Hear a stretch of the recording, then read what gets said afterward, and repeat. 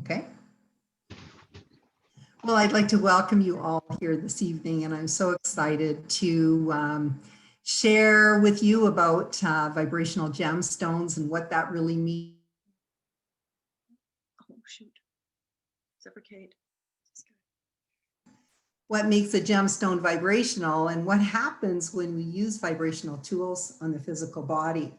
So the first thing I'm going to tell you about is my journey to doing this work, and it really was quite incidental, which often is the way it is when you do something that is really part of your soul contract.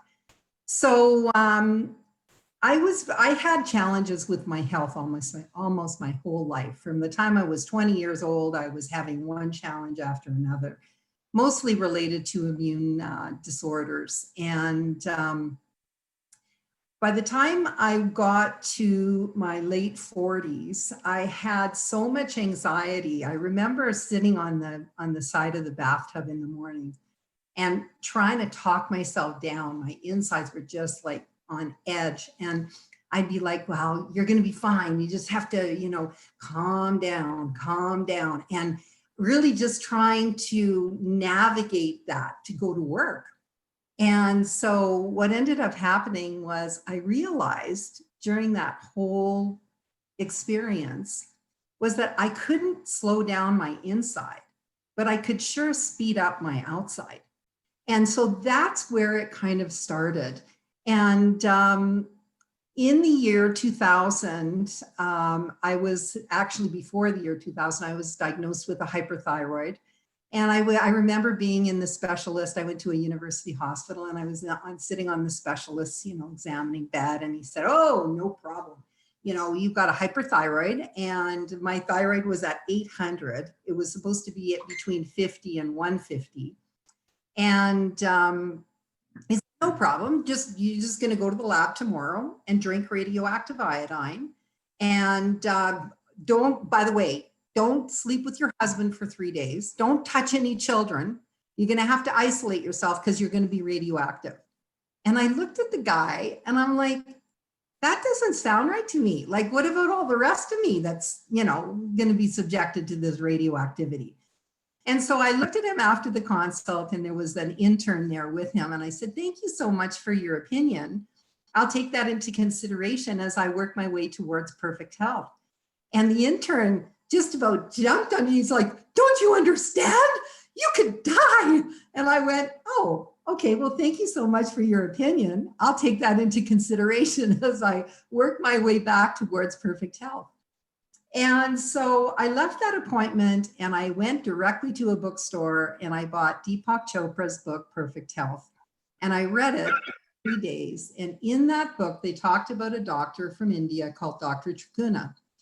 And so I phoned the Chopra Institute and I said, I want to book an appointment with Dr. Triguna. And they said, well, you just happen to be in luck. He's flying over to Canada next month, and you can have a 15-minute appointment with him, and it's going to cost 500 Canadian dollars, which was a lot of money at that time. And you get 15 minutes with the doctor, and yeah, you're signed up. So I flew down there with a girlfriend.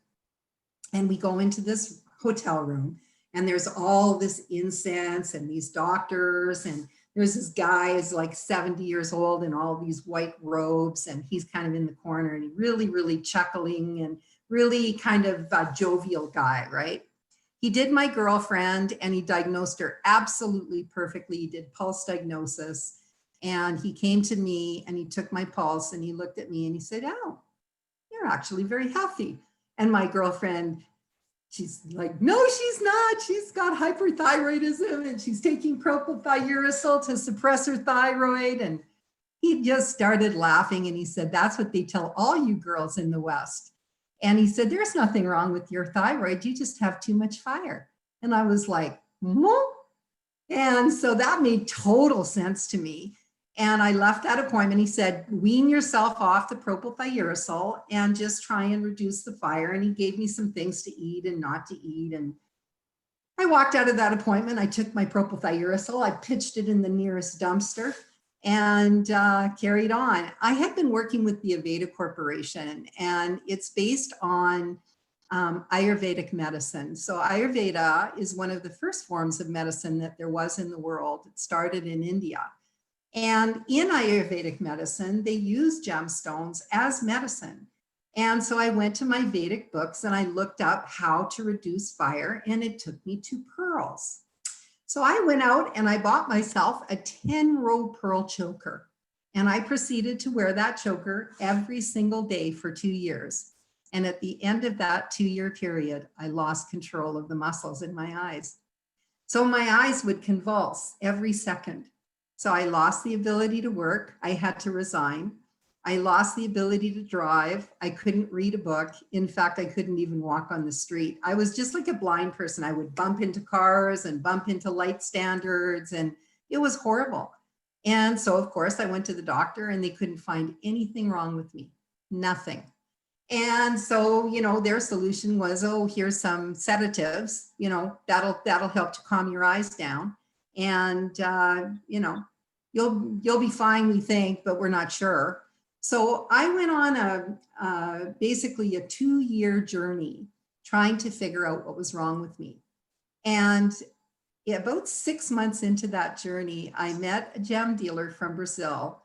And because I've always been very attracted to gemstones, and I bought some stones from him. They were big stones, big hand stones like this. And so I brought a bunch of stones from him and I took them home and I started working with them. And I realized very quickly that when I had those stones on my body and I didn't have the pearls on, my eyes would relax. When I put the pearls back on, my eyes started convulsing. And so very quickly, I figured it out. It was like, oh my God, the pearls are a problem. So, and by that time I had every pearl known to man. I had long ones. I was wrapping my wrists in them. I had the choker. I had them. I mean, I was draped in pearls. And so I eliminated the pearls and I started to get better. And I got better and better, and I wanted to go back to work. So this was about 1.5 years into it. And I started looking for gemstones because I realized I couldn't go back to work and wear these big honking stones in my bra. It just wasn't going to work. So I went out looking for jewelry that was harmonized. And what I realized very quickly was that most of the jewelry that had a harmonizing stone for my frequency also contained the opposing element, because they use a lot of earth element and water element as filler in jewelry because it's inexpensive.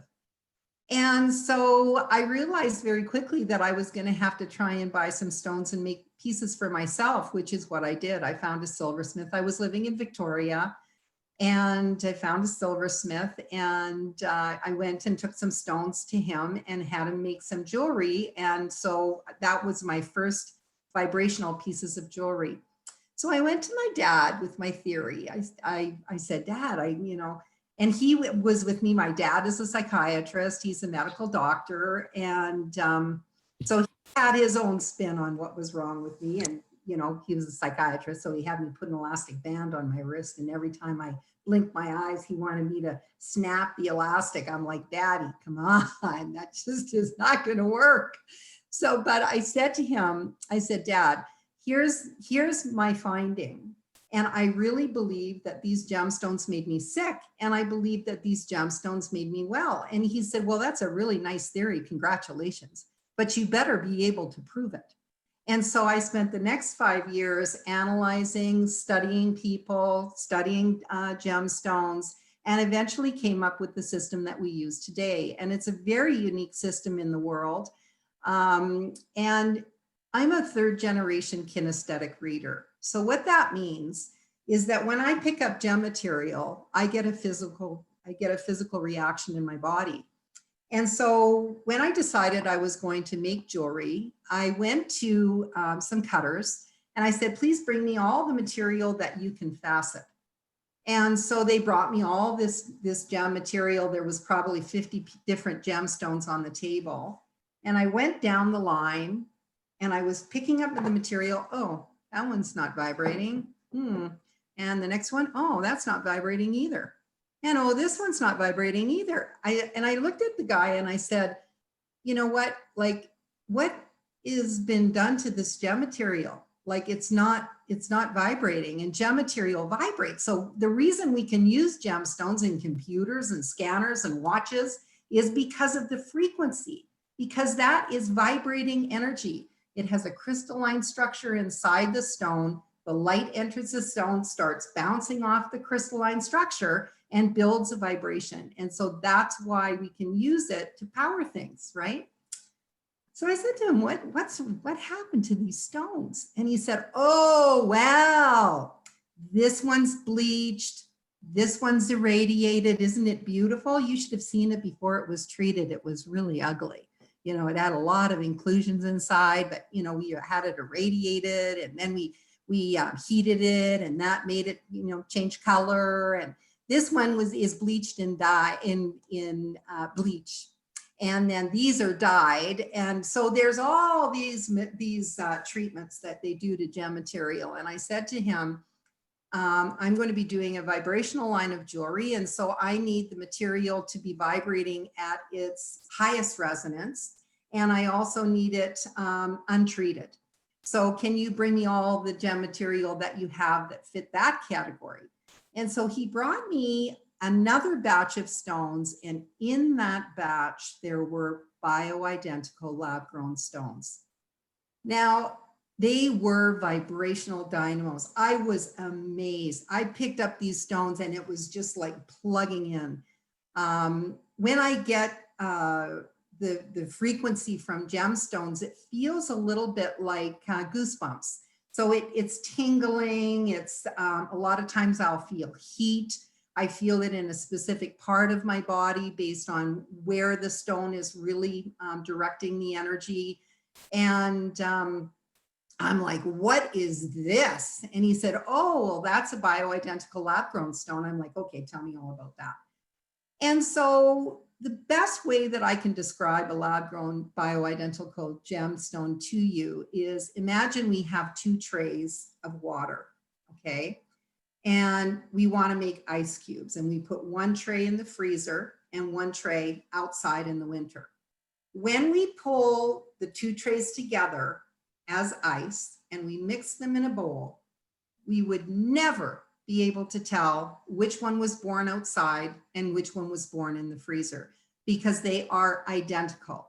The molecular structure is the same. The crystalline structure for gemstones is the same. All of the properties are absolutely identical. In fact, there's a process that's known in the gem world where gem cutters will take the natural material and an identical lab-grown material. They cut it at the same time, and then they mix it up. And you would never know. I mean, it's unethical, right? But they do it all the time with big lots of gemstones. And so that material, in fact, yellow sapphires that come out of nature that are absolutely pristine are often thought to be lab grown, because the only difference between the lab grown material and the earth grown material is the inclusions that are found in the stone. So an inclusion is a foreign matter that's inside the gemstone. So it could be another mineral, it could be dirt, it could be all kinds of different things. It could be, you know, a filament of rutile. There's all kinds of things that are called inclusions. And so that's really the only difference. And, you know, it's interesting because in the late 1800s, when Auguste Vernet grew the first ruby in the lab, the Gemological Society, pardon my language, shit their pants. They went, oh my God, what are we going to do now? Because we have all these rubies from the Orient and we have these lab grown stones that are identical. Oh, we'll call them synthetic and nobody will want them, right? So synthetic is not really an accurate term, because synthetic implies that it's made, the actual ingredients that are used to grow the stone are different, when in fact they are identical. You know, the aluminum oxide that forms naturally in Mother Earth to form a sapphire is the same aluminum oxide that they use to grow the stone in a lab.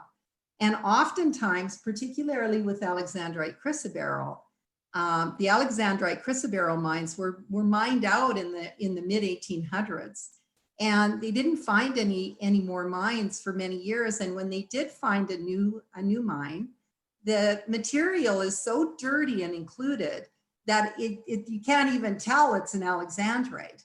And so what they do is they harvest this material, they grind it up, they remove the impurities, and then they recrystallize the stone in the lab. So it's what I call a recrystallized earth-grown stone. And so this is the only reason that we have access to so many of the stones today. For example, yellow sapphire would be gone other than the treated material. And when you treat the material, it's like blue diamonds. Blue diamonds are beautiful, but basically the way that they create those diamonds is they electrocute the stone for 4 days. Well, how happy do you think that stone is after the 4 days? It's dead, it's done. So, you know, the most important thing when you're looking at jewelry is that the stones must be alive, or else they're just a pretty object. When I did my original research, according to the Gemological Society of America, 90% of gem material is treated today. So irradiated, bleached, dyed, they soak them in beryllium at very, very, very high temperatures. Most of the gem material that you buy in a tumbled stone is dyed or irradiated. And so you're really not getting a vibrational tool. So let's talk about what is a vibrational tool. A vibrational tool is something that you can put on your body. And because your body is 70% water, the water in your body matches and mirrors the frequency of the gemstone. And when we change our state, we change everything about what's happening. For example, you see a really successful person walking down the street, and they're walking down the street and they're feeling really good about themselves and they're successful and they're like, oh yeah, this is so great. Love my life. It's awesome. And then you see them the next day and they just had $1 million project fall apart or whatever. All of a sudden, they're not that same guy. Their frequency is much different. They hold their body differently. They act differently. They speak differently. They're different, right? And so if we can take that guy that's so successful and change his frequency, we can change the way he feels. And the way we do that is we do that with vibrational gem material. So when I did my original research and I realized, you know, what really triggered it for me and really gave me the push to do this work, I was in a mall. I just had this incredibly traumatic period in my life. It was like almost 2 years, and literally clawed my way back. I mean, there was one point when I was sick when I didn't sleep for 14 days. And I really thought I was gonna maybe, you know, exit stage, right? I weighed about 100 pounds, 90 pounds at one point, and they couldn't find anything wrong with me. And so I was like, wow, this is really crazy. And so I was doing everything I could. I was doing hyperbaric oxygen treatments and really, you know, doing rotation diets, but the gem material really had a huge impact. And I could literally, once I started identifying the stones that could do different things for my frequency, it was amazing. I had suffered from anxiety for most of my life. And as I told you, I used to sit on the side of my bathroom and try and talk myself down. And I realized with the very first piece of jewelry that I made myself that I hadn't had an anxiety attack for 2 weeks. And I was just blown away. I was so grateful and so happy. I decided to celebrate and go out to the mall. So I went to the mall.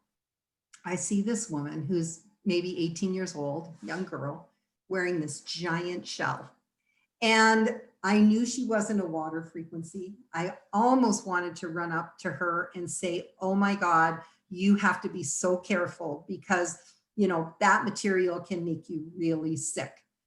And of course I didn't do that. But what I did do was I decided that I would spend 5 years researching, documenting, and really getting into the meat of vibrational gem material. And so that's when Kate King Jewellery was born.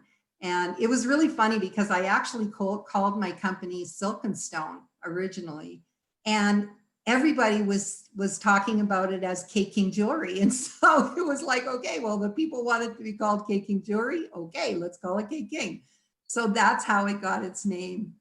So, all right, so let's see, managing your chakra system and taking responsibility for your energetic state.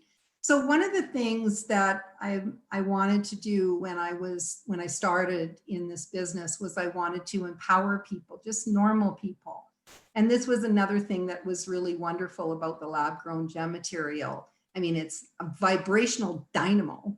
And instead of having to pay $20,000 for a yellow sapphire, you can, get one for under $1,000. So it really allowed me to be able to create a collection for the normal person on the street. And so, one of the things about being a human being is that we ride this emotional roller coaster. I mean, we're constantly dealing with all the stress and anxiety of being a human, right? And so it's volatile. We can be fine 1 minute and a mess the next, right? Just because of our interaction with the world and, the way things are moving. And when we interact with other people, what happens is our auric fields literally merge, and I feel everything you feel, and you feel everything I feel. And so that's wonderful if the person I'm with is in a fabulous mood. But if that person I'm with is in a state of deep grief or depression or anxiety or in a state of lack in some way, or just been through a very heartbreaking event, then I'm picking up all that emotion, right? And so one of the things that I think is so very, very important is building a toolkit to manage our state and being able to choose how we want to feel. And so that's what vibrational gemstones do, is they allow you to choose your stone and change your state. I remember I was doing an event at the Stampede. We always do the Stampede show, and it's, any of you who've been to the Stampede know what I'm talking about. There's 1 million people that go through that show. And it's really important for me that everyone has a really great experience at Kate King Jewellery. And so we're analyzing hundreds of people and, helping them with jewelry. At this show, I just bought a condo in Calgary. I just moved from Kelowna to Calgary. And I had a contractor at my home, and he was renovating, and he phoned me up. There was like 30 people in front of the booth. And he said, I just broke my most important tool. And I'm like, okay, that's nice.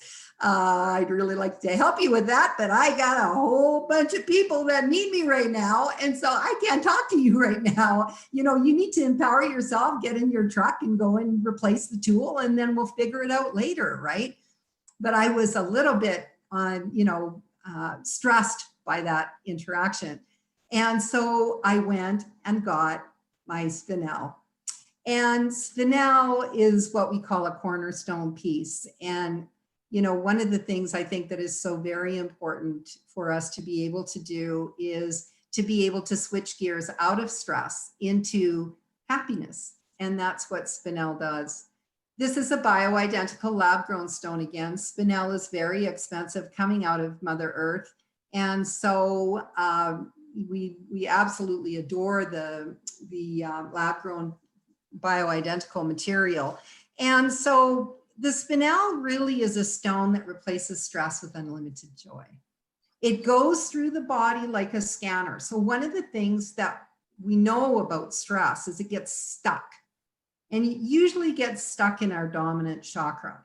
So if you're someone that's dominant throat, then what happens when you get stressed is you feel like you have something sitting in your throat. Most of the people in the world today, particularly in this area at this time, are wind. We have a lot of wind element people, and wind elements are so kind and loving, and they take responsibility for everything. And it goes to the heart chakra. So often with our wind element people, we see a lot of congestion in the heart. And of course, when you get congestion in the heart, we're going to have heart issues, we're going to have breast issues, lung issues, back issues. And so one of the things that Spinel does is it goes through the body like a tracker, opening and activating all the chakras and meridians, replacing stress with unlimited joy. And it also removes trauma imprints. So one of the things that I always like to talk about is how wonderful and how blessed we are in that before we come to this world, we basically create a soul map. And we have, punctuation marks, what I call punctuation marks. So they would be the people that you choose for your parents, specific things that are very, very strong learning points for you, your partner in life, your children, and so on. And when we chart for those things, it's stressful. A lot of it's stressful. I mean, this is the university of life, right? And so moving from stress into happiness is one of the most empowering things that we can do. Because when we're happy, all of a sudden the stressful thing seems like this little tiny little thing. Oh yeah, that's nothing, right? But when you're stressed, it's like, oh my God, this is never going to change. It's like, oh, and then we start drawing back all the stresses of the week. Oh yeah, well, you think that's bad? Oh, yesterday, this is what happened. And the day before that, this is what happened. And the day before that, this is what happened. And not only did it happen to me, my husband, this happened, and this happened, and this happened. And so we love to build layering, right? Oh, well, you think that's bad. Oh, listen to this, right? And so what we do is we escalate all of that stress, right? And so when we can do a pattern interrupt and we can put a gemstone on the body that takes us out of that state into a state of empowerment, it's like you just giggle about it, right? It's like, oh yeah, that happened, but I'm fine. I'm going to be better as a result, right? And that's the way I think we'll remember COVID. COVID has been a slight interruption, and it's a reset time. And, as I mentioned, I'm going to talk about it later, but we're going into the golden age. And so fasten your seatbelt because it's going to get really, really good, really fast. And it's so important that we hold our frequency, because when we hold our frequency, our whole life changes. And when we change, everyone we interact with changes. So, when you move out of stress into happiness and you go to the grocery store, instead of saying to the girl that's ringing your order through, yeah, well, I had a really shitty day. And if she's upset, you think, oh yeah, well, you think you got it bad. Listen to my story, right? And so you're building anxiety and stress, right? When you interrupt your own pattern, you interrupt their pattern, right? So all of a sudden you walk up to the girl that's helping you check your order through and you go, hey, how are you? And she goes, oh, I'm good. Yeah, I was terrible for the last people, but to you, I'm good. I'm really good. So, when our auric fields come together, we literally are infecting each other with our energy and with our mood.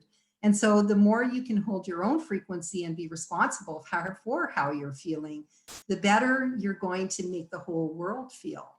And I always like to talk about the law of one. And so the law of one is that we are all interconnected in a grid, in a sacred grid. And so all of the emotion, all of the learning, all of the experiences go into this grid, into this wonderful grid that we're all connected to. And so when I break my anxiety, I break that anxiety pattern for everyone that's plugged directly into my grid. And I also reduce the amount of anxiety in the major grid, in the grid of humanity. And so, being responsible for your state is one of the most empowering things that you can do for yourself, for your family, and for the people you love, for the people in your community. And then, of course, for the people that are connected to your sacred grid and the people that are connected to the entire grid. So it's all good. I wanted to talk a little bit about understanding your frequency and why it's so important to understand your unique signature. So when I started doing my original research, I recognized that everyone is unique. Everyone's different. And so how does it make sense that all of us should be able to wear the same stones? It's impossible, right? And that was clearly shown to me with the pearl experience. And so what I made it my mission to figure out all the frequency of all the gem material based on the frequency of the people. And so, you know, that's the way I come up with the frequency of the gem material. I don't download it. I don't, you know, read it in a book. I mean, the books that I had when I started to do this work, when I started studying, I pretty much bought every book that I could find on gems and gem material and the frequency of gems. And there was only one person that talked about the frequency of gem material, but he does it based on color. So every single pink stone in the universe, according to his book, resonates to the same frequency. And when I started doing my testing, I realized very quickly that, you know, rose quartz does not vibrate at the same frequency as pink tourmaline. It just doesn't. And so, you know, people who can't wear rose quartz can wear pink tourmaline. And so the reason why it's so very important to have an analysis so that you can understand your unique signature is so that you know what to wear and what is not harmonized for your frequency. So, you know, if you're a Ferrari, you got to use, you know, really high test fuel compared to if you're a Hummer, you know, you can get away with different material. And so, you know, that's what we teach you about when we do an analysis on you. We teach you about your frequency, what stones harmonize your unique combination, what stones you should avoid, and really focusing on how you want to feel.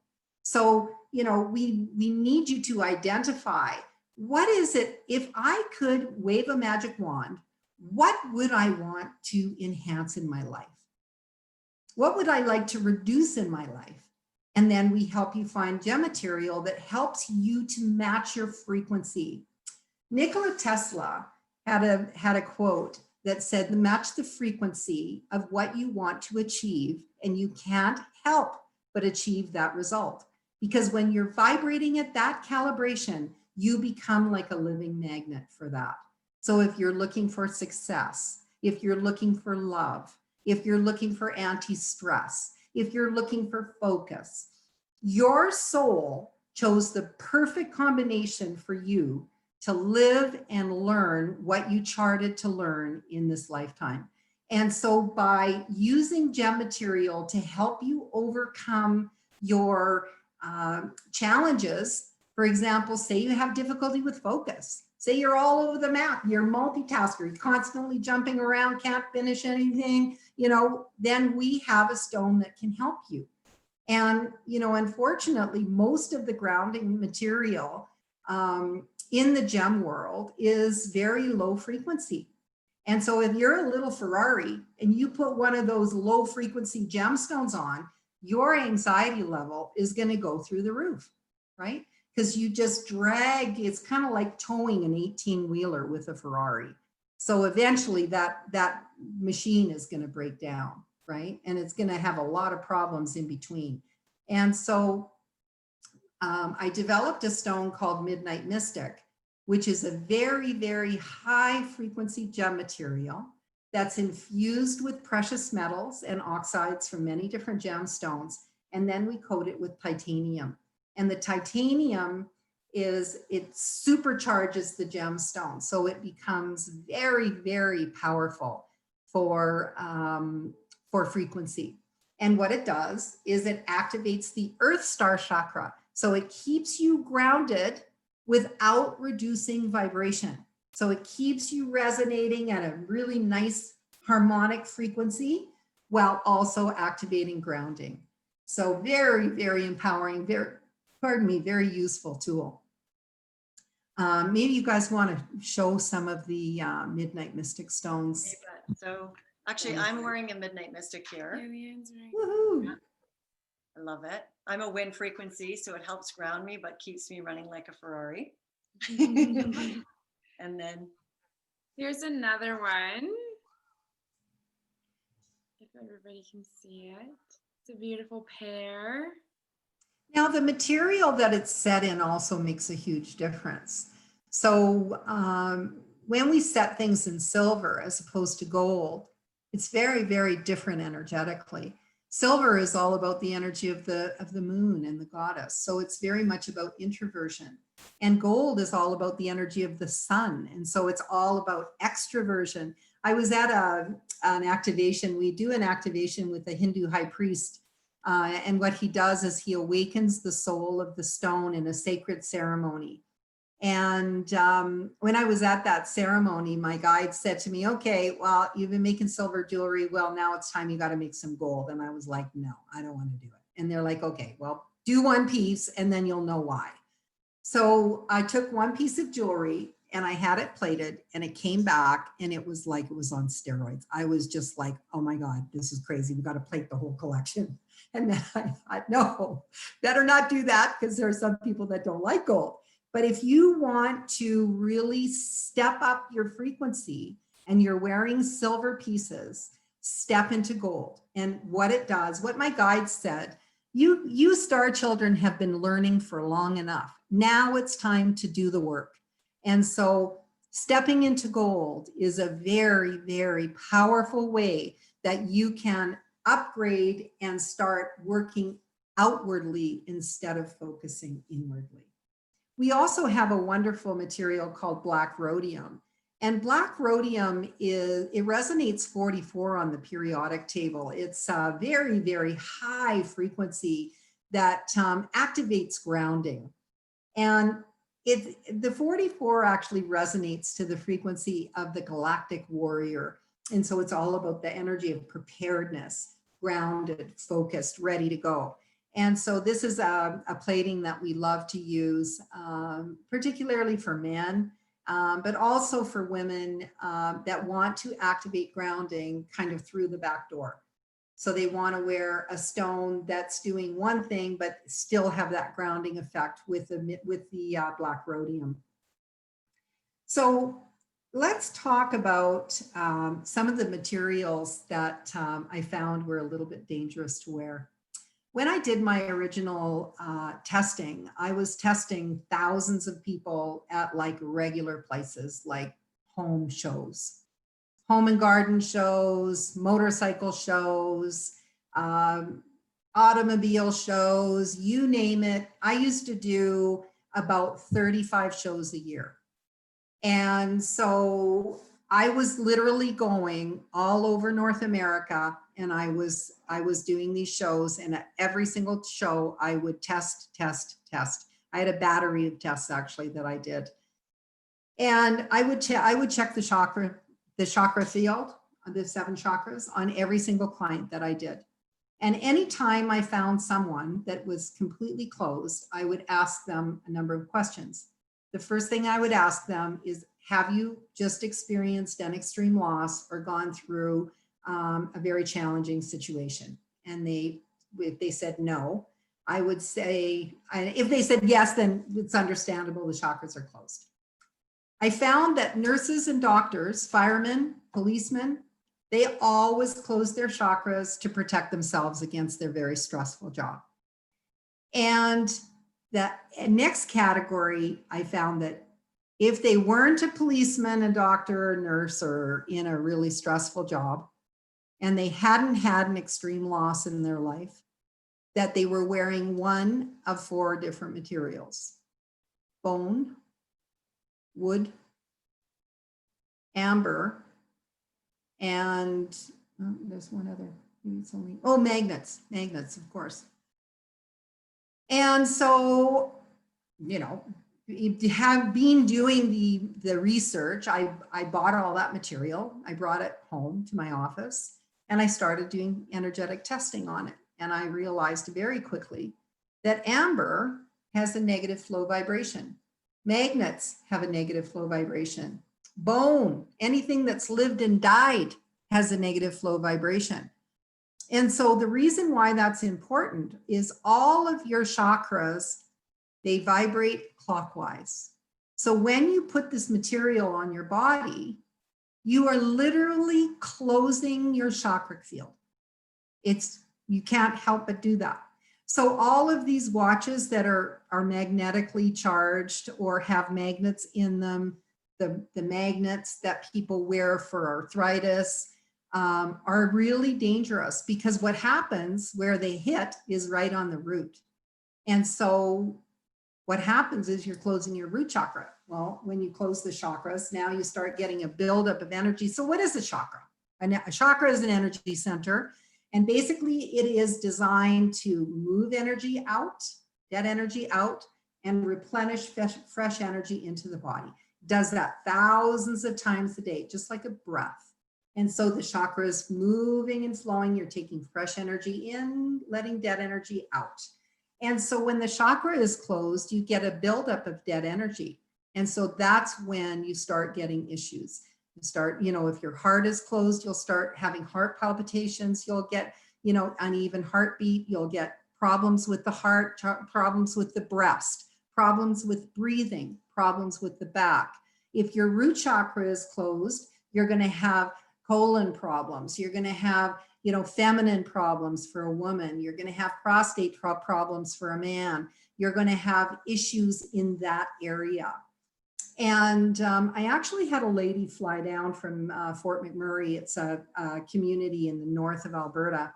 And she'd heard about the work that I did. This is many years ago. And she flew down to see me and she was in tears. She basically, she said, I don't know what to do. My health has just fallen apart in the last 6 months. And, I've been trying all these things and I just don't know what to do.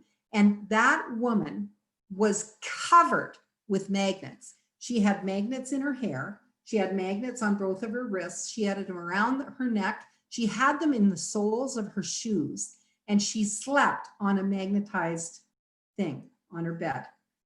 And so we took away all the magnet material. And 6 months later, she came back to see me and she was like a different human being. It was amazing. I gave her the blue-green spinel.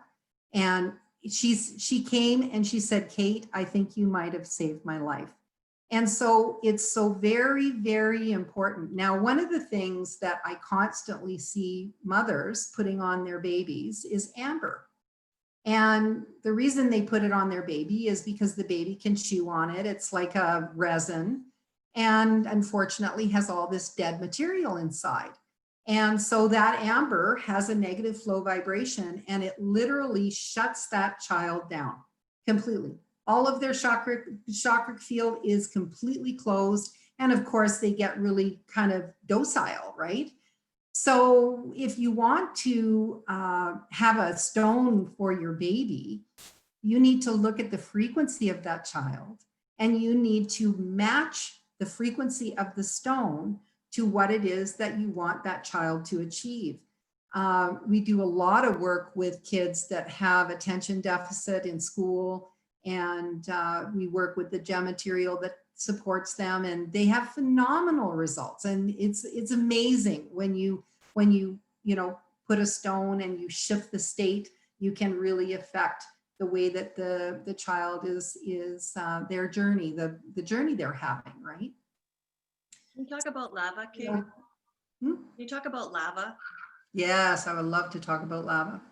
So lava, I was going to Bali and they have lava material there. And my guide said, you need to start working with the lava. And I'm like, well, what do we do with it? And they said, you need to use it like a sponge. And so I realized very quickly that they were talking about people in deep grief, people that are going through highly charged emotional journeys. And it is an amazing, amazing tool. So I went to a stupa in Bali, in the north of Bali, and there was this amazing image of a wheel, of the wheel of life. And so I took a picture of that, and we had our carver carve the lava wheels into the wheel of life. And I'll tell you one story about the lava. So basically what it does, it acts like an energetic vacuum and vacuums out all of the lower emotions so that they can be given back to Mother Earth. We use it over a 6-week period. We recommend you wear it night and day. And then after the 6 weeks, you do a ceremony, smash the lava, give it back to Mother Earth in gratitude. She knows what to do with all that energy. And so I have a neighbor that her daughter was having her first grandchild, and she was so excited. And her daughter was very, very bubbly and outgoing and dynamic and energized. And she was so excited for this baby. And when she was 8 months pregnant, she went to the doctor and was told that her baby had died inside of her. And so they didn't want to do, to take the baby. They wanted her to go to term for whatever reason. And so they put a mattress in the front room. And every day she came home from work, she would cry on this mattress in the middle of the living room. And basically she was just in deep, deep grief. She had the baby, I think it was on the 2nd of January, and she never recovered. So 2 years later, she was just completely distraught, completely in grief, and just never, ever got back to being her bubbly, outgoing self. So she got a lava wheel. She did the lava treatment. And 3 months later, she conceived her second child, and she gave birth to that baby on the same day that her other baby was born. And so they were, sure that the soul of the other baby had come back and had come to her parents, right? But it was amazing how by using the lava, what we were able to do was release all of that pain and allow her to re-engage her true self, that bubbly, outgoing, fun-loving, sweet, dynamic woman. And then the baby just, right away came. And so one of the things about being in grief is that, our frequency drops significantly. And if we're trying to get messages from that person who's crossed over, it's very, very difficult because when we die, our frequency increases. So, a lot of times people will say, if you've ever listened to like recordings from like Ghostbuster programs, it always sounds a bit like it's been speeded up. So it's like that. And that's what happens. On the other side, we're vibrating at such a high frequency that it's very difficult for souls on the other side to communicate with us because we're in this slow-mo land, right? We'll add grief on top of that and you're slowing it down even more. And so once we relieve the grief, once we release that grief, then our frequency returns to the set point, and then it's much easier for our loved ones to be able to communicate with us. So let's talk about ascension, because ascension is a word that's been buzzing around for a long, long time, right? We as human beings want to move to the higher dimensions. And so that's what ascension is all about. It's all about increasing our vibration so that we can move from the 3rd dimension into the 4th and the 5th and the 6th and the 7th, right?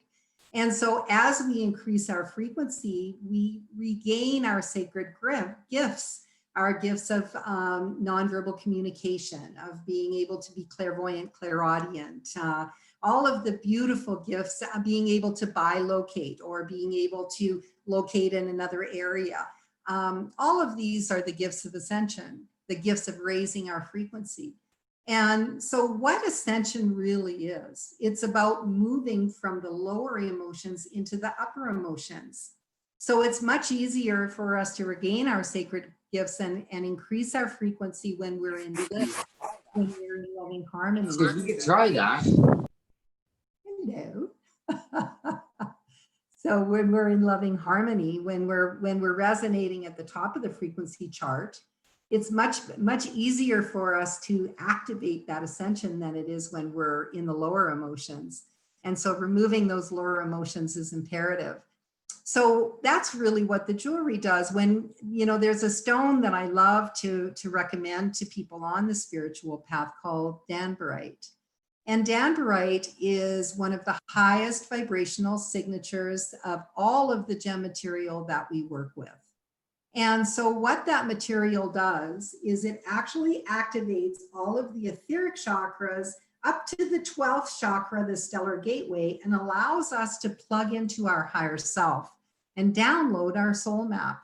It also activates and clears the connection with our guides and angels so that we can receive information and also download and hold the frequency of spirit on this plane. When we do that, we become a beacon of light. We become someone who is activating light for the brothers and sisters. And this is what I would call an ascension stone. And it really enhances our ability to hold the higher vibrations. The reason why this is so very important at this time is because Mother Earth's frequency is increasing. So the Schumann resonance, you know, we're all familiar with the Schumann resonance. That's the rate at which Mother Earth vibrates. And it has been increasing exponentially since the beginning of the year. And so when Mother Earth's frequency increases, we have to also increase our frequency, or it's not very comfortable living here. And so that's what the gem material does. It allows us to shift into those higher vibrations. And that's all about the ascension process. And as we move into the age of Aquarius, the golden age, more and more we are going to be living in the higher frequencies, you know, emanating the golden ray of the Christ consciousness and the master healing ray of the golden ray. And when we emanate the golden ray, we are in joy, like it's like switched on joy. And so some of the stones that we have in the collection that emanate the golden ray are citrine, yellow sapphire, rutilated quartz, golden hydroquartz. All of these stones are emanating the golden ray. I'll show you my piece. So that's a citrine. And, you know, when you put it on, it's just like switching on a light. And so this is, I feel, one of the cornerstone pieces for the coming year. We're going to be launching a new stone called Sovereignty Angel Aura. And one of the things, you know, my job really is all about bringing gem material to the people that is going to support them at whatever time we are in. And so it's fascinating because my guides basically just take me by the hand. I mean, I had no intention of going into the gem business, let alone be, you know, creating a system of vibrational gemstones, jewelry. And my guides literally, I mean, how do you find a gem cutter? So I was having problems with my eyes at that time. So, you know, I went to the yellow pages with my pendulum and pendled, okay, who's the gem cutter I'm supposed to work with, right? Went to a person, I phoned them up, hi, I'm looking for a gem cutter. Oh yeah, come on down. Okay, so I turned the page, I pendled again, I phoned them up, and they're like, oh yeah, we just talked to you. Yeah, we cut gemstones. We'd love to meet you. Yeah, sure, come on down. I went to the very last page in the phone book, pendled it one more time, phoned them. They said, why don't we send the car for you? You phoned us 3 times. And literally, it was in completely different pages of the phone book. It was like crazy. So I go to see this guy. And I say, how is it that you have 3 listings in the phone book? And he said, well, you know, I've been in this business for 40 years and I've changed my my business name several times. I've had business partners and then I had to relaunch. And so I have 3 listings and you phoned me from those 3 different numbers. And I was just like, okay, you're the guy. So every single thing that I do. It's not about me. It's about what they want me to do. And I just follow instructions. So last year when I was putting together the collection, and I had one of my cutters send me a whole bunch of material, and I noticed that it was all lithium based, every single piece.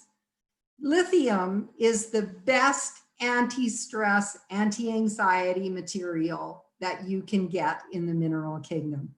It takes that anxiety and dissolves it. It's gone. And so I was like, wow, this is really crazy. I wonder what's coming up. Obviously, we're going to be in a little bit of stress and we need some help.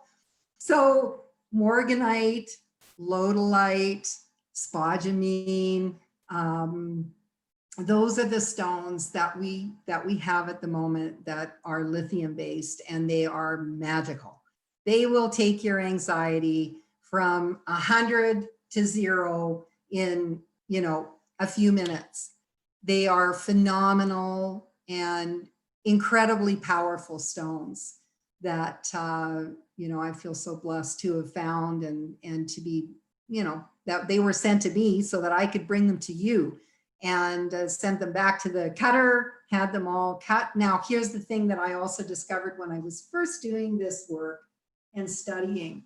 So, when you go to a jewelry store and you buy a stone and it's got like 4 cuts on it, really giant cuts. When I started doing my research, I realized very quickly that the shape and the faceting really determine the speed and rate of the vibration of the stone. And so I realized very quickly that I was going to need to cut my own stones and design, cuts based on sacred geometry to really activate sacred frequencies and to initiate and build frequency to the highest degree in the gem material. And so I was designing these gem cuts, and I take them to my cutter and he'd go, Kate, it's impossible. I'm like, he said, we're going to break too much material. And I'd be like, I know you can do it. I know you can do it. The guides told me you can do it. And he's like, yeah, okay, sure. They think I'm a little crazy, right? Talking about the guides all the time and working with all my testing equipment and telling them the stones that are treated and the stones that aren't treated. It's so funny. After the first time I met with him and I told him all the material was treated and he took it upstairs to his lab and he tested it, he said, no, this material is not treated. I'm like, it's treated. He's like, no, it's not. I'm like, yes, it is. So he took it upstairs to his lab and he came down and very sheepishly told me it was treated. And so, when I went to him and I would ask him to do these sacred cuts, and his cutters would try, and then all of a sudden they'd hit the jackpot and they get it, right? And they could do it. It would just be such a magical moment. And, all of our cuts, I design all the cuts and all of the faceting based on sacred geometry to resonate at a specific calibration so that it really is resonating a very high frequency. And also, depending on your dominant chakra, we like to identify, because that's going to determine the cutting that we use on you. Are we going to use a really vertical cut, something like this? Are we going to use something that is more pointed? This is a very vertical cut. So we're moving the energy very efficiently from the lowest chakras to the upper chakras. And so, that's a really important frequency if you're trying to work with the whole chakra field. So we have many, many cuts and they all work in different ways. The round cut, for example, encapsulates the frequency. Now, when I was doing my original research, I realized very quickly that size mattered. In Ayurveda, they say it needs to be 10 carats in order to be frequency. And I found that to be very true. The only exception is with very, very highly calibrated material, like, for example, Alexandrite chrysoberyl or danbarite. Some of the very high resonance material, you can get away with a smaller piece, but size does matter. And so what that means is the bigger the stone, the bigger the frequency. I often compare the gemstone to an egg beater. So if you have a Barbie egg beater and you put it in a bowl with 12 egg whites and you're trying to make meringue, you're going to be there all day and all night trying to make meringue, right? But if you take a commercial blender and you put it in that 12 egg whites, you're going to have meringue in like 30 seconds, right? So this is true of the gem size as well.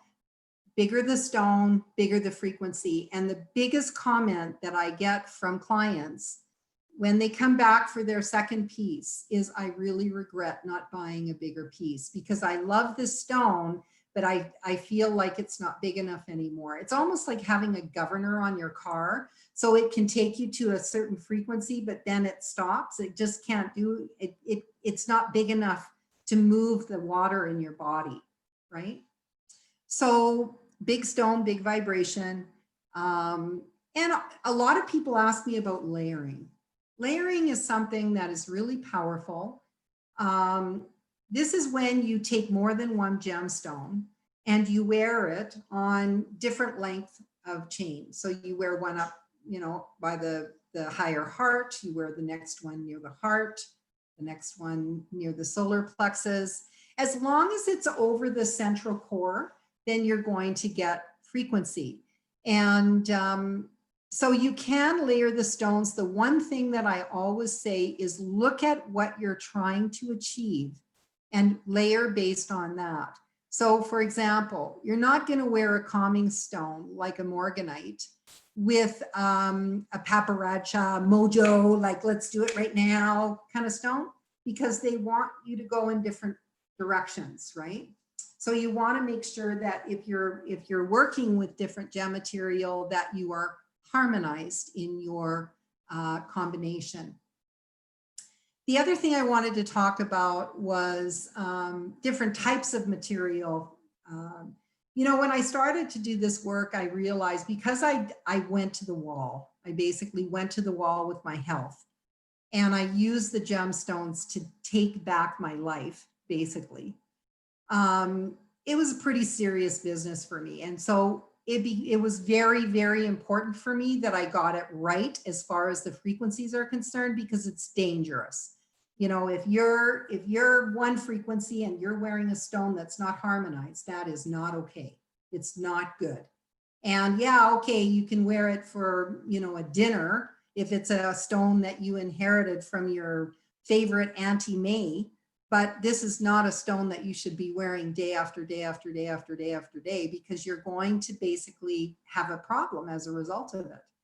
So I wanted to make a collection that was super powerful, that was going to do the job, and then, you know, help people to understand their own unique signature, so that we could empower them on wearing the gem material. And so, what was I going to tell you about that? Okay, so we wanted to talk briefly about gemstones for fear, anti-fear stones. So fear, anxiety, stress, all of these things are the lower emotions, and we want to definitely move away from that into the higher emotions. And so nirvana is a stone that we use that is very powerful for activating passion and compassion. So it's the green ray of compassion with the ruby ray of passion. And so this is the violet and the ruby ray combined. So it dissolves the negative emotions and really empowers you to move forward with passion. And then the green ray, the master healing ray, that resonates to our Divine Mother Kuan Yin, Green Tara, and Archangel Raphael. And I just remembered why I was talking to you about the chakras. Okay, so I'm going to go back to that, if you're okay with that. When I started to do this work and I realized that there was a huge difference in gem materials, and as I mentioned when I started, 90% of gem material today is treated. It's irradiated, it's bleached, it's dyed. They do all these things to make the stones more beautiful. And I would have people come in to see me and they'd say, well, you know, I don't really want to spend that money today. What about if I just go over here and I get this tumbled stone over here? Well, a tumbled stone is kind of like what I would compare a bicycle and a Learjet. So really what you have is in a tumbled stone is you have an intention. So is that a vibrational gemstone? Not really, because it doesn't have enough energetic in the stone. It's too included and generally speaking treated to really create a frequency that when you place it on the human body, the water in your body will match that gem material. That it just can't happen with a tumbled stone.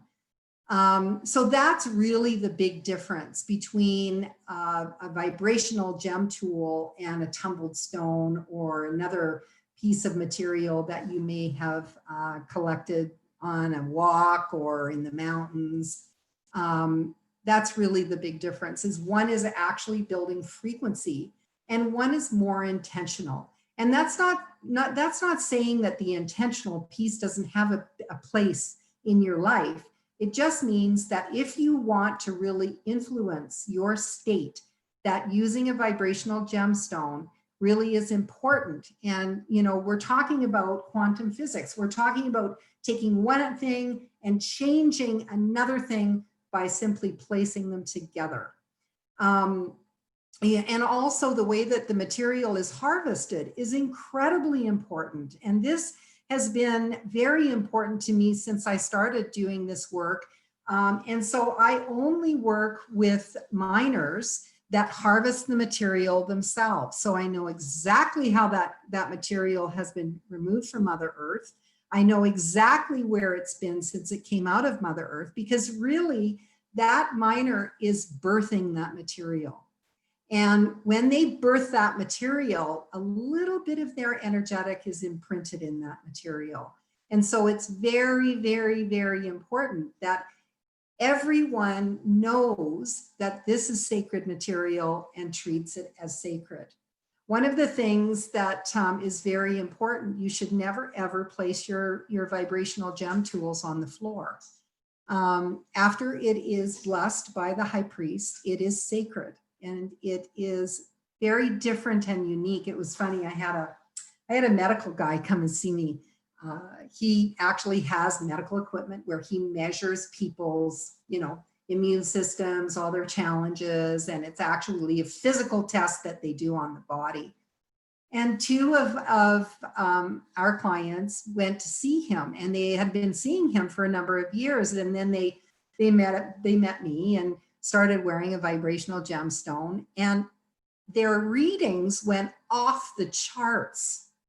So they went from one reading way down here to a reading way up here. And so this doctor comes to see him and he's like, what do you do to those stones?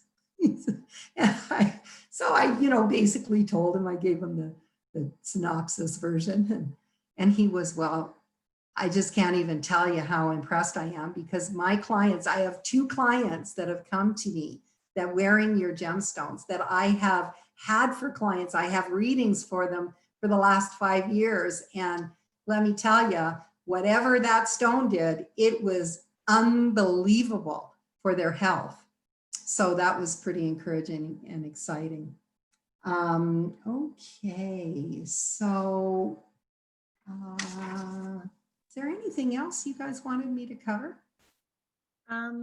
Did you want to talk about, well, you're going to talk about personal sovereignty. Did you want to mention that a little bit? Yeah, for sure. I would love to talk about personal sovereignty. You know, one of the things that has been so interesting as we move through this COVID thing, it's become so political, right? I mean, everybody has their own take on the COVID and how they move through the COVID and whether they believe in the COVID or don't believe in the COVID. And it's very, very political. I just got back from the US and I was doing an event in Sonoma and realized very quickly how charged that whole experience was for many, many people. And one of the things that my guides have been talking to me about since the COVID started was personal sovereignty. personal sovereignty is something that is, first of all, one thing about Mother Earth that is so very, very important is that this is the most cherished jewel in all of the solar systems. Earth is one of the only planets where souls go. It's like a vacation. It's one of the only places we come where we can have an emotional journey, where we actually have veiling and we can't read each other's minds. And so this is the playground. This is the place where souls come to really engage in the senses, the sense of taste, the sense of smell, the emotions, to be able to feel the euphoria when they have their first baby, or to be able to feel, the exhilaration of rising to the top of their field, or, the incredible emotional journey of caring for someone who's crossing over, or the incredible journey in learning of losing someone that you adore. All of these things are cherished unbelievably in the galaxy. That's so very, very important. And part of the thing about becoming human being is personal sovereignty. And so even though you may be an indentured slave in the time of, Egypt, the Egyptian lifetimes, or if you were living in another lifetime where you didn't have a lot of control over your life, you still had personal sovereignty. Personal sovereignty is the feeling and the knowing that you are a sentient being, you are a soul that has lived many, many lifetimes, that has this incredible body of work, that has lived and seen life through many eyes, and has, walked in many lifetimes and many different energetics. They say we've all been kings and queens, we've all been paupers, we've all been slaves, and we've all been the enslaver. And so it is the great cycle, and we learn through each one of those lifetimes. And so personal sovereignty to me is all about understanding that that is who you are. That can never be taken away from you. When you were born as a soul, you were given that sovereignty over your soul.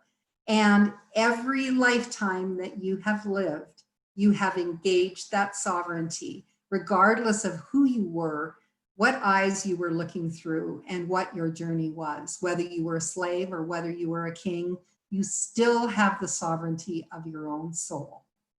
And so when you feel personal sovereignty, it takes away the struggle. You don't have to struggle anymore. You can be in complete flow.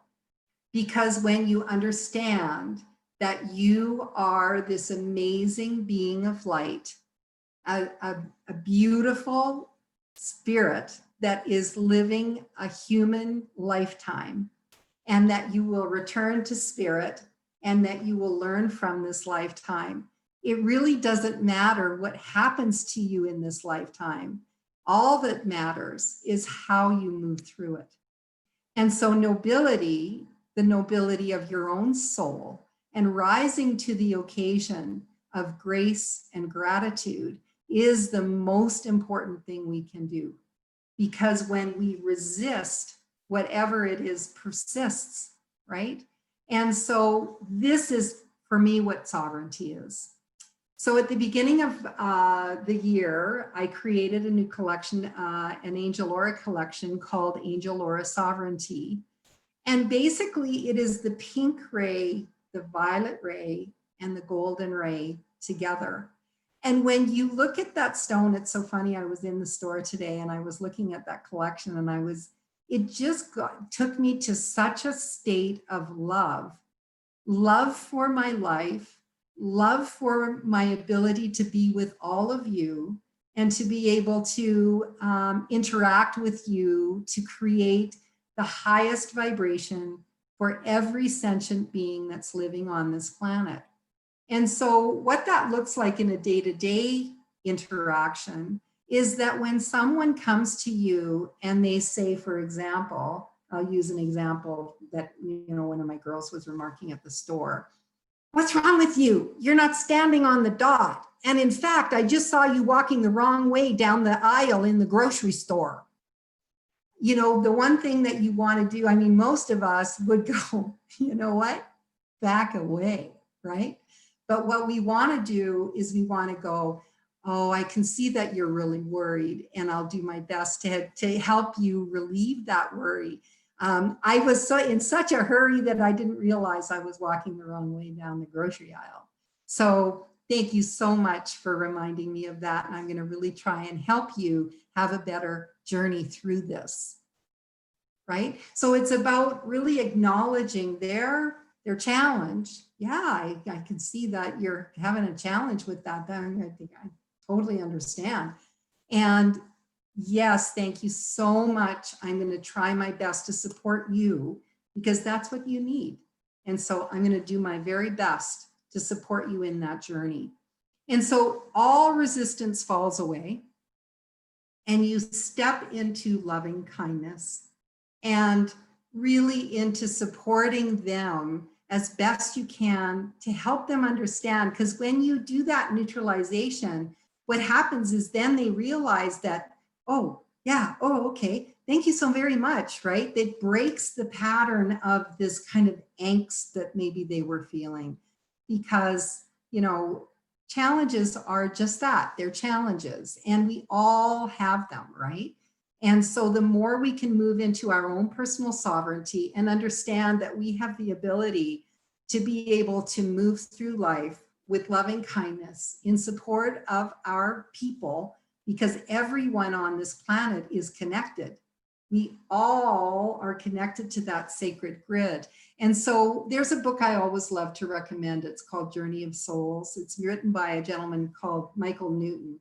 He's a hypnotherapist, and he would hypnotize people for miasms, fear of flying, fear of snakes, fear of water.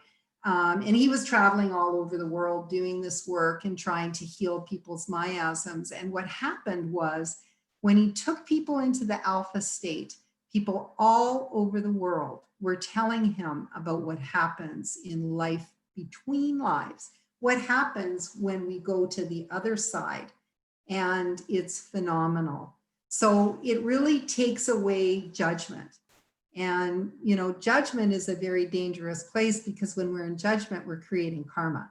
And karma is that double-edged sword, right? So when we judge people, then when we go home, we go, oh, we were judging that person. They didn't, you did not understand what they were going through. And so what I should do is maybe set up a lifetime where I'm living that story so I can understand where they were coming from, right? Because the only way we really hone our soul is by changing places with people we have angst with, right? And so the only way, everybody's always saying to me, how do I stop the wheel of karma? Well, the way we stop the wheel of karma is by living in complete love, grace, and harmony, right? The ascension process. And really trying to live in sovereignty, live in loving kindness, be kind to everyone, even the murderer. They set that up.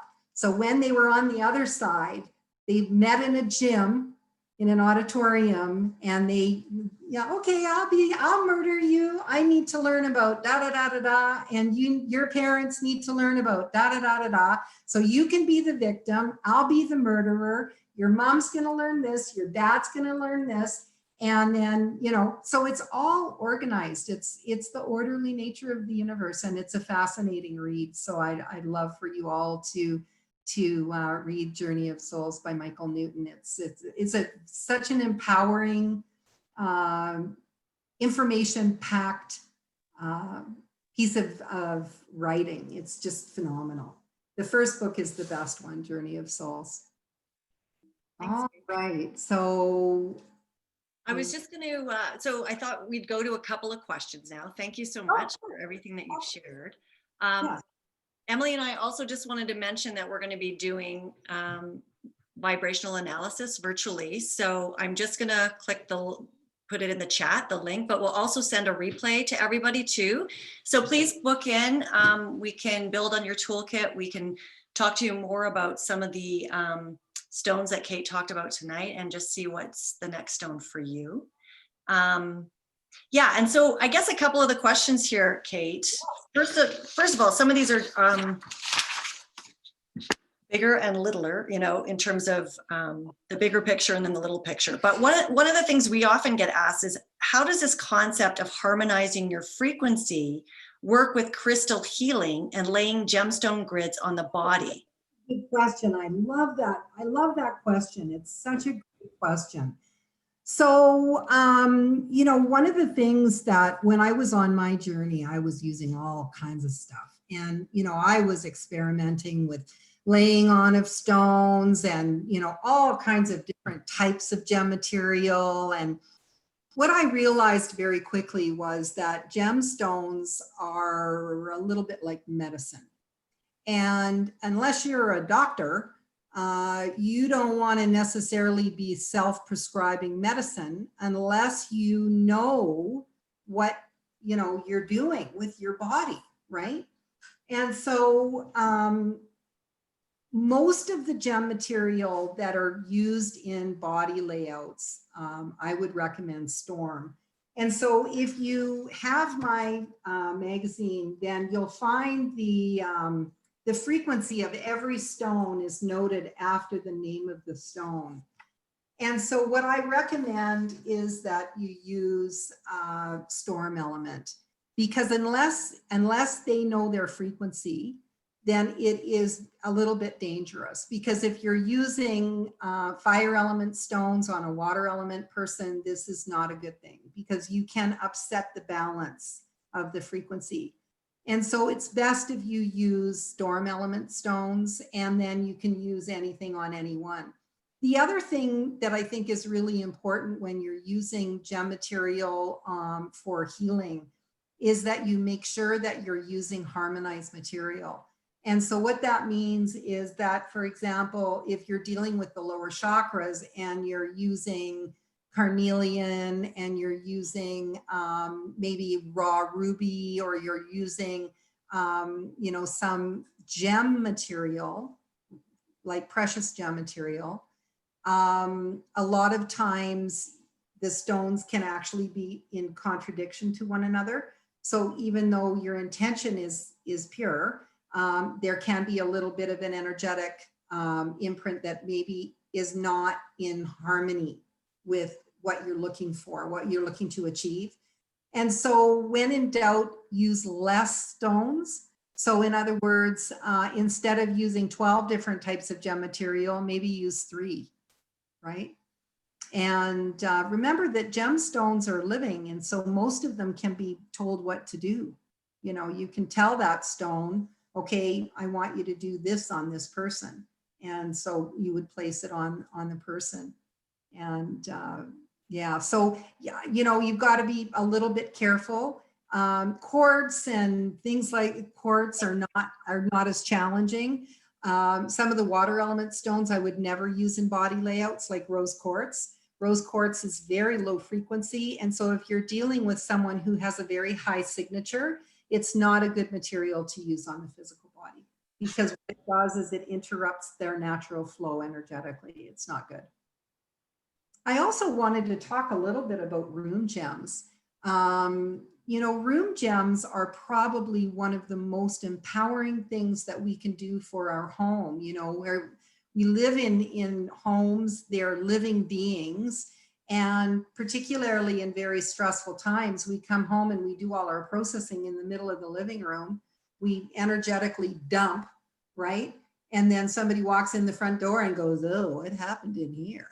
You know, I mean, you can literally feel the energy, like it's crazy. And so in order to maintain harmony, it's really important to have living gem material. I can show you some of the gems I have in my room here.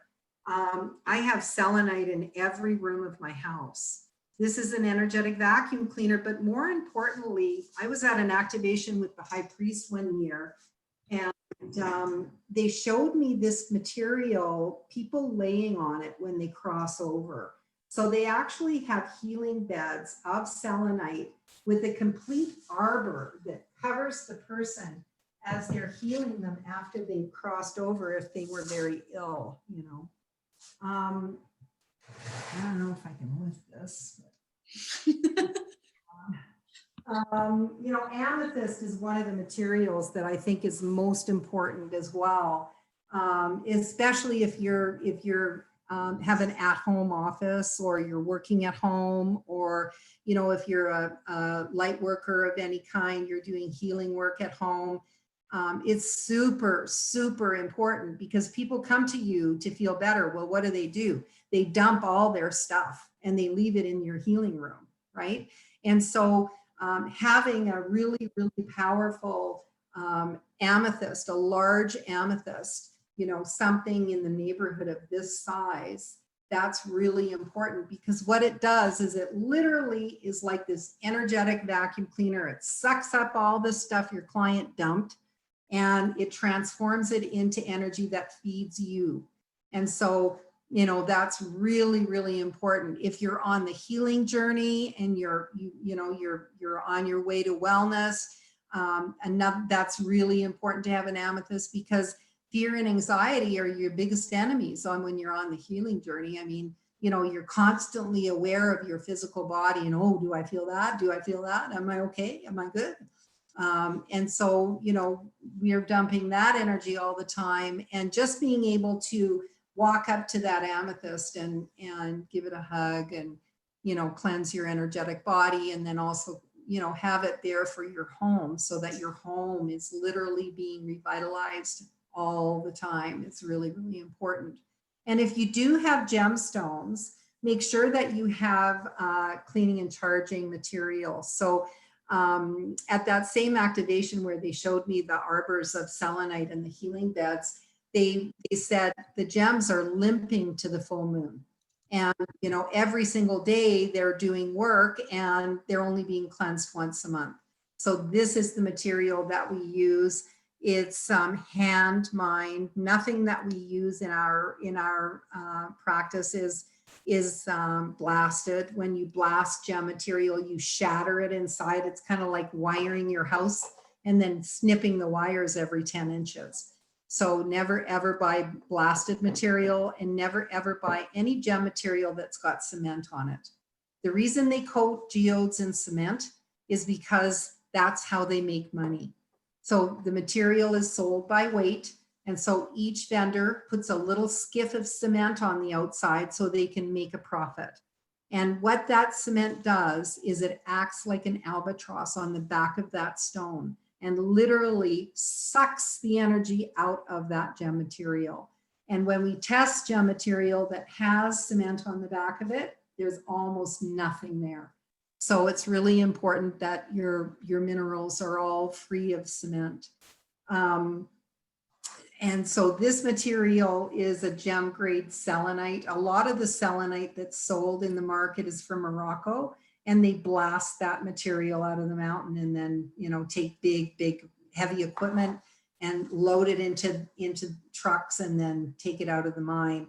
Whereas the mines that we buy all the material from, it's all hand mined, it's all cut up at the mine, and then they take it and carefully place it in a sacred way so that, you know, it's treated with love, right? So this material, we recommend you clean and charge your stone every day. And the reason is because it's doing a job. What happens, it's so funny. I had a lady on Facebook, she weighed her stone in the morning and weighed it again after work. It was 3 grams heavier after she came home from work. And it was a small piece. And so, you know, it's very, very important that you clean your stones every single day, because it's drawing all those impurities out of your body. It's protecting you against stuff in your environment, and all that stuff gets stuck in the stone. So it's very, very important that you clean and charge your stone every day.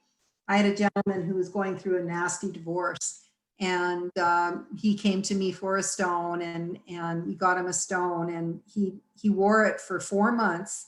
And he texted me when I was in Bali and he said, oh my God, Kate, I put my stone on today and it exploded. Literally, it didn't drop to the ground. He took it on its chain, he put it on, and the stone literally burst apart. And I said to him, have you been cleaning and charging your stone? He said, oh no, I haven't. I haven't had any time to do that. I'm like, oh, that's why, because you can only hold so much stuff before it's going to just burst, right? So it's really, really important that, that you clean and charge your stones every day, and that you are mindful when you're working with them, when you're touching them. Don't put them on the floor. They are sacred beings of light. And so when you take that material and you place it on your body, it is a sacred act. And so you want to make sure that you are, you know, honoring your stone. Many of the stones are programmable. All the white stones are programmable. All the golden ray stones are programmable. The way you program your stone is by stating your intention as if it were your outcome. And then, you know, it's programmed. It can hold as many requests as you want, and always state it as if you already have in gratitude. Okay, awesome. Well, I think, thank you, Kate, for all of this. Can we just end with one question? Because a lot of us here would really appreciate your view on this. Yes. Can you talk a bit about what a star child is and how this jewelry benefits them? Yes. And we'll finish with that. A star child is somebody who turned right when they should have turned left, and they ended up here on Earth. No, I'm just kidding. So the description of a star child is multitasking dynamo, little bit attention deficit, little bit obsessive compulsive, with a warrior spirit. They hate injustice more than anything, and they're very equal right brain, left brain. So they're extremely creative and very analytical, both at the same time.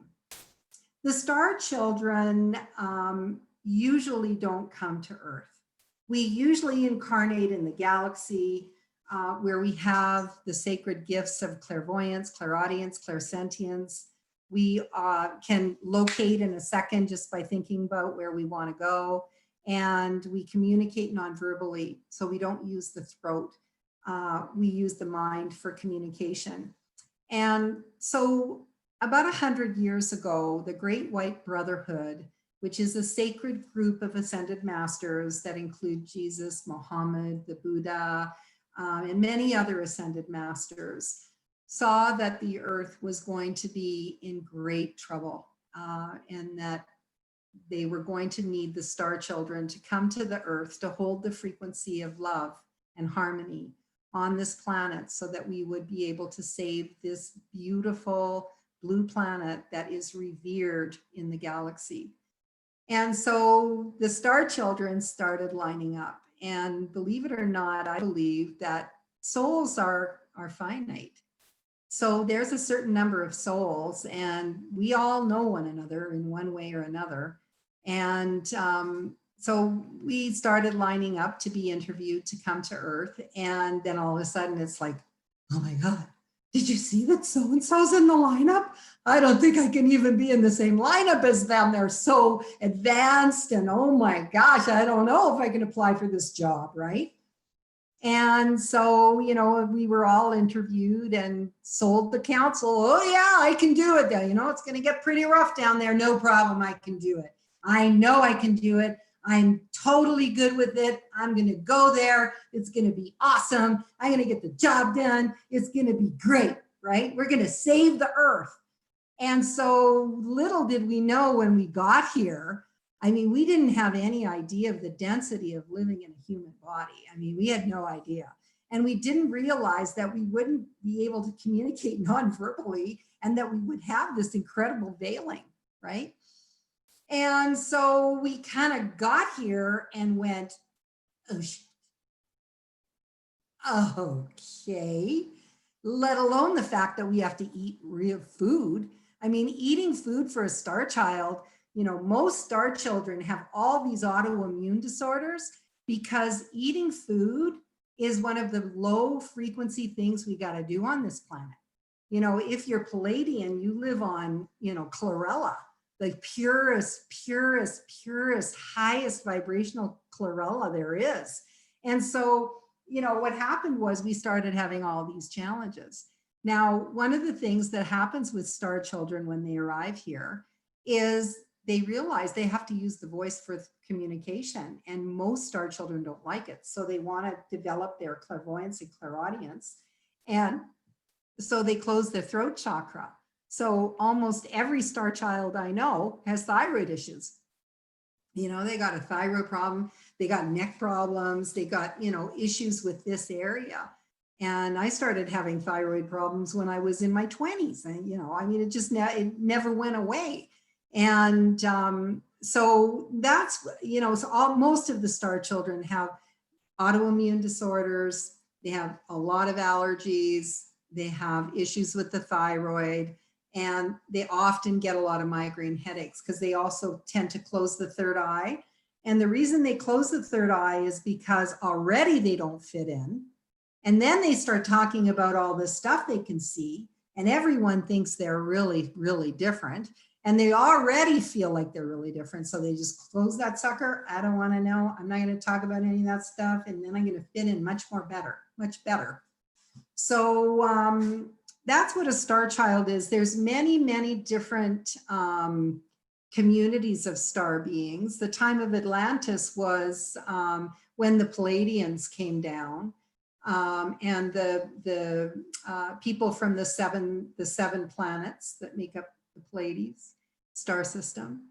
And they were the first ones that came. And of course, they were in their light bodies. So they didn't have as much of a challenge integrating. But yeah, that's what the star children are. Most of the children born, so the star children have been incarnating for 100 years now. They started coming 100 years ago. And they started coming en masse in the 50s and 60s. And those were the indigo children. And the indigo children were the warriors. They were the ones that were here to break down the existing systems so that new systems could come to fruition. And they really stand out for what's right. And these are the ones that, you know, march in demonstrations and, you know, really want to change things. The rainbow children were the next cycle the crystal children were the next cycle. And the crystal children are very loving beings of light. They love nature, and they're very much about the interconnectedness. And they understand the law of one, and you'll see them in groups, and they love to, like, for example, if they're in a classroom, what'll happen is if one child can't go somewhere, then none of them will go. They don't want to go because they want to stay with their friend, right? Or if one person is having a problem, then all of them kind of circle around to help them overcome the challenge. And they're very, very kind and very loving. Most of them haven't incarnated on Earth before. And they do have a lot of their sacred gifts. One of my homeopaths was telling me about this star child she was treating that could defy gravity. She was winging stuff at school, you know, throwing objects around with her mind, and it was really cute. Anyways, the next group of star children is the rainbows, and the rainbows are super kind and loving, and they really just want to support everybody. They want everybody to love one another, and they want to they understand the law of one, so they want to do everything together. And they just want to have peace and harmony. That's all they care about. And they're this very sweet, they have huge eyes, and they're very, very kind and loving. And, you know, they really are all about loving kindness and harmony. That's what they're all about. And so all of you that are here on tonight's call are probably star children. Your children are probably star children, because star children always choose to go to star parents because it's a little bit easier. But yeah, that's what the star children are all about. Thank you, Kate. Thank you So much. Thank you so much for everyone joining us tonight. So good to see you all. And I hope that you have an amazing, amazing December.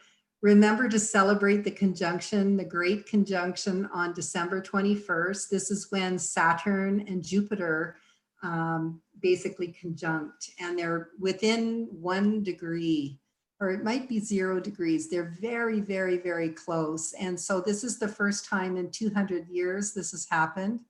And it really is going to, it's the birth of the golden age. And this is the time that we really charted to be here. So it's going to be shifting. We're moving from the 3rd dimension to the 5th dimension. And so raising your frequency with vibrational gemstones is a wonderful way to enhance your journey of ascension through to the 5th dimension. And it's going to be amazing. We're moving into the energy of wind. We're coming out of the energy of earth. And when we move into wind, we're moving into loving kindness. We're moving into a time when people are going to support one another and really be much kinder to one another. And it's going to be a glorious, glorious time. So it's going to be a wonderful, wonderful event. And so sure we do a manifesting statement. Yeah. Yay, everybody. Glorious time. Identify what it is you want to move into, what you want to release, and then on the 21st, work your magic. So Thanks, everybody. Thank you Thanks, so Kate. much. so much for your time and energy. Thank you. If anyone's in Canmore or Banff, we're at Stonewaters Thank you tomorrow, so so much. come join us. Otherwise, we will give you a link. There's a link in the chat. If you want to have a virtual vibrational analysis, we'd be more than thrilled to help you. I'm so incredibly blessed to have these two amazing women. You want to talk about soul contracts. I mean, I am so blessed to have them working with us and holding the frequency and the vibration and helping all of you to manage your state. And I just feel so incredibly blessed to have two amazing working hand in hand to raise up the vibration of the planet. So thank you so much, Emily. Thank you. Yeah, thank you so much. Thank you. Thank you, Miss Kate. And Thank you, Leanne, they Emily. have a pop-up. Have a good night to everyone. There's a link on the chat, and they love to do your analysis. They have an amazing inventory of gems. Many of them just arrived. So we've got a lot of new stones. We've got a lot of new collections that are specifically designed to support you at this time. So many, many blessings. And I hope you love the collection. Have a great night. Thank you. Thank you. Bye-bye. Thank you, Kate. Thank you. Coffee. Leanne, are you Yep. there? Can you hear me? Yep. Leanne? When are you at Stonewaters tomorrow? 11 to 7 11 to 7. Okay, Yeah. perfect. in the design studio. So come check it out. Okay, great. Yeah, we'll do that. Thanks a lot. Thank you. Kate. And hi, Bonnie. Thanks. Bye, Hey, Tracy. Ellen. We'll see you tomorrow, Leanne. See you tomorrow. Thanks, Bonnie. Thanks, Emily. Thank you. You guys are so cute. We're so excited today. We couldn't barely do anything. We're just like, we love what we do. So come and see us. Leanne, Kate is incredible. I'm so Thank excited you. that you offered this tonight. So thank She's you. amazing. So great to see you. So let's connect and we can take you through the experience. Yeah, for sure. Yay. That's good. See you. Take care. Okay, bye-bye. Bye-bye.